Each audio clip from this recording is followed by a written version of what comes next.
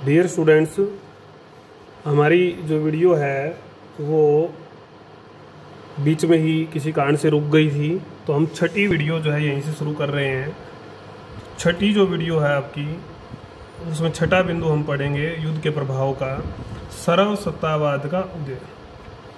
फांसीवाद और नाजीवाद जैसे जो सर्वसत्तावादी आंदोलन इसके बाद उभरते हैं, इनका उद्देश्य क्या होता है? विरोधियों को समाप्त करके एक दल और उसके नेता की तानाशाही स्थापित करना, ये इन लोगों का उद्देश्य था।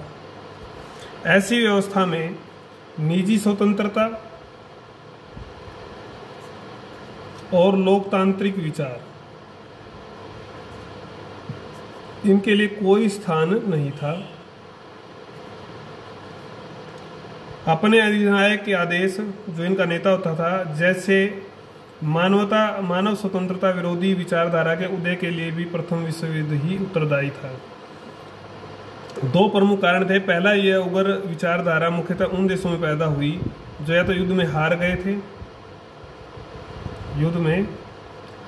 थे या जिनकी प्रथम विश्व युद्ध से महत्वाकांक्षा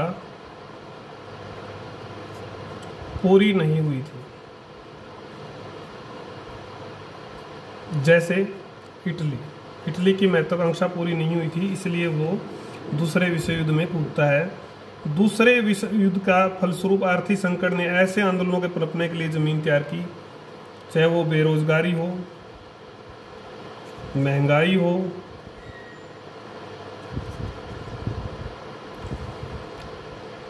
अव्यवस्था में लोगों को झूठे आश्वासन देकर और विरोधियों के शक्ति के बल पर दमन करके और सामंती तथा पूंजीवादी लोगों का समर्थन प्राप्त करके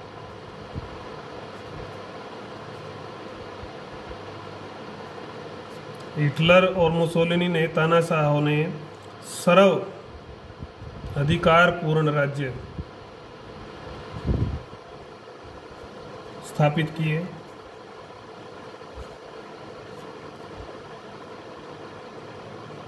उपनिवेश जो प्राप्त करने थे उनके लिए पुनः प्रतिस्पर्धा शुरू होती है, संघर्ष शुरू होता है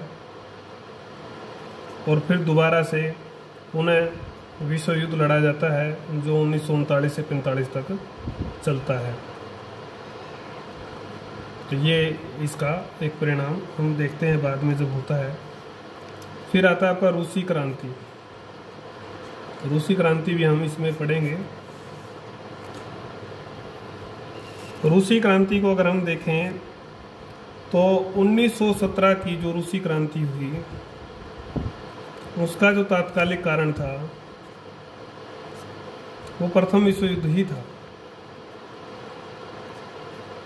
प्रथम विश्व युद्ध में जो परिस्थितियां उत्पन्न हुई, उसके कारण से रूस की जनता की भावनाओं के विरुद्ध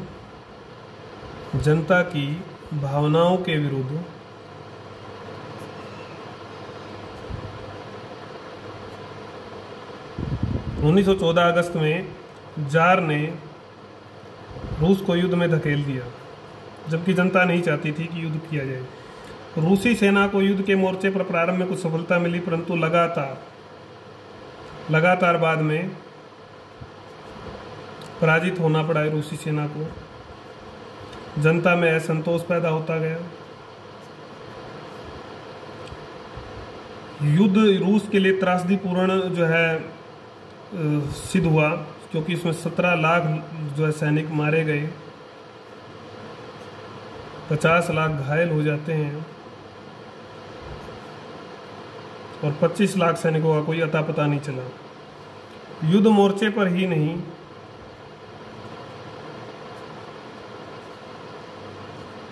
आंतरिक स्थिति भी जो है इस देश की शोचनीय बन जाती है। खाद्य सामग्री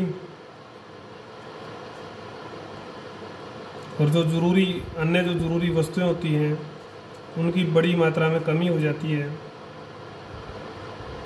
कीमतें 700 गुना तक बढ़ गई थी।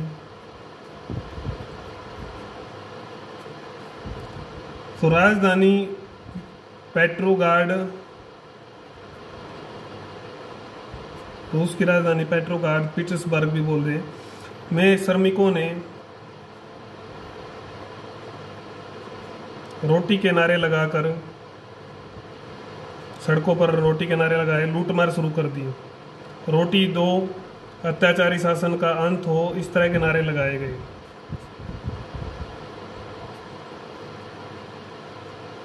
तो ये क्रांति की आग इन नारों के साथ फैलती ही गई। अंततः रूस का जार निकोलस द्वितीय शासन छोड़कर भाग गया। इस प्रकार रूस में हुई 1917 क्रांति के लिए प्रथम विश्व युद्ध एक प्रमुख कारण सिद्ध हुआ।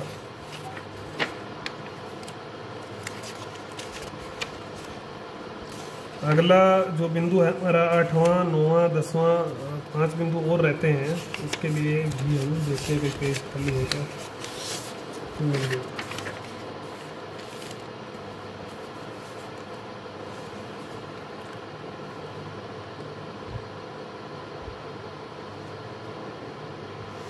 8वां बिंदु है आपका अंतर्राष्ट्रीयतावाद का विकास।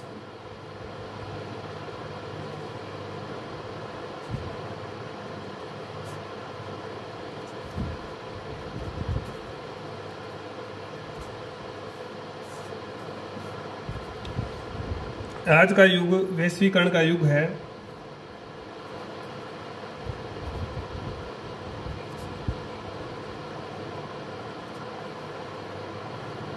आज नारा है शांति, सहयोग, अंतर्राष्ट्रीय शांति हो, सहयोग हो और इस सहयोग के साथ विकास हो, ये नारा आज हम बोलते हैं। विश्व जनमत ऐसा चाहता है। अंतर्राष्ट्रीयतावाद की यह सशक्त भावना एक साथ रातों रात पैदा नहीं होती। रातों रात यह भावना पैदा नहीं होती, ठीक बात है, बल्कि कई भीषण विनाशकारी दुष्परिणाम झेलने के बाद ऐसा कुछ विचार बनता है और मानव जाति ने ये फिर उसके बाद ही अपनाई है। इस संदर्भ में पहला सर्वाधिक विनाशकारी प्रथम विश्व युद्ध था। प्रथम विश्व युद्ध में 36 राज्यों के या देशों के लोगों का नरहत्या कांड हुआ, तांडव हुआ। मानव मूल्य जो है भुला दिए गए। इसकी समाप्ति पर विश्व में समाप्ति पर सोचा गया ऐसा महाविनाश पुनः न हो, शांति कायम रहे, ऐसे उद्देश्य को लेकर राष्ट्र संघ की स्थापना की जाती है। राष्ट्र संघ की स्थापना की जाती है। यद्यपि यह अपने उद्देश्यों में सफल तो नहीं हुआ,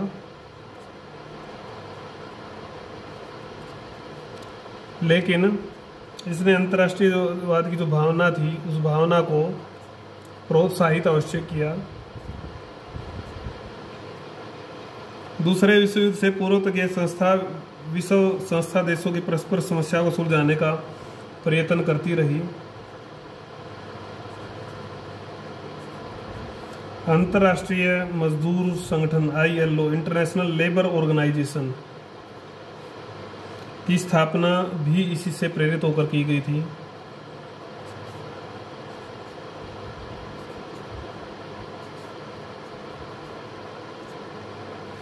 विश्व युद्ध में यूरोपीय सैनिकों के साथ अफ्रीका और एशिया के सैनिक लड़ने के लिए गए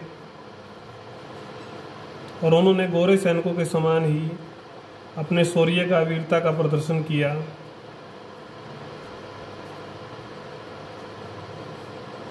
तो जो श्रेष्ठता का, जो सर्वोपरि होने का, सर्वप्रथम नागरिक होने का जो विश्व में एक विचार था कि यूरोपीय ही ऐसे हैं, तो वो जो विचार था वो अब विचार निराधार साबित होने लगा था। ऐसा ही माना जाने लगा कि सभी जातियां, नस्लें एक समान हैं। तो इससे कुल मिलाकर अंतर्राष्ट्रीयतावाद की जो भावना है उसकी वृद्धि हुई। 4 बिंदु और छोटे प्रश्न हम अगली वीडियो में देखेंगे, एक साथ ज़्यादा हो जाएगा, तो यहीं से हम अगली वीडियो शुरू करेंगे। वीडियो संख्या आपकी 7वीं होगी, यहीं से शुरू करेंगे। बिंदु आपका 9वां होगा।